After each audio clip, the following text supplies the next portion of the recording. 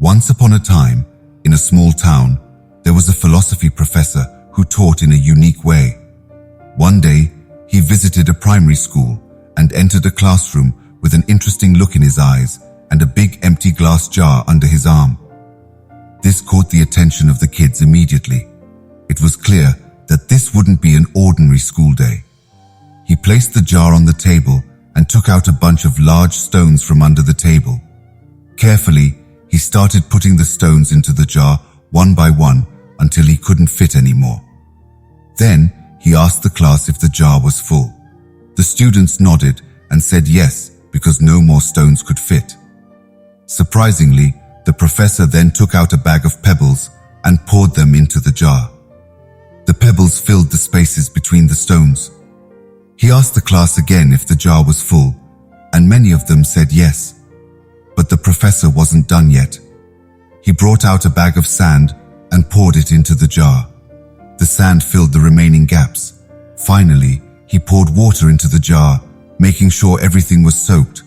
Only then did he agree that the jar was truly full. The professor looked at the students and explained that the jar represented life. The stones represented the important things like family, health, and friends, things that would still make life full even if everything else was lost. The pebbles represented other important things like a job, a house, or a car. The sand represented the small stuff, the trivial things. He told the students that if they filled the jar with sand or pebbles first, there would be no room for the stones. He compared it to life, saying that if they spent all their time and energy on the small and mundane things, they would never have space for the things that truly mattered. The stones were crucial for their happiness and true essence. They stood for quality time with loved ones, taking care of their health, and pursuing dreams and passions. The professor ended by urging the students to prioritize the stones, the foundation, the most important things in their lives.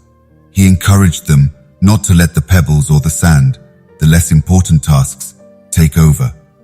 He reminded them that in the end, it's the stones that hold the most value and meaning in their life's journey. A curious student asked about the water, and the professor smiled. He explained that the water represented small moments of joy, relaxation, and connection with others. He emphasized the importance of taking care of the stones first, making time for loved ones, taking care of oneself, and pursuing passions.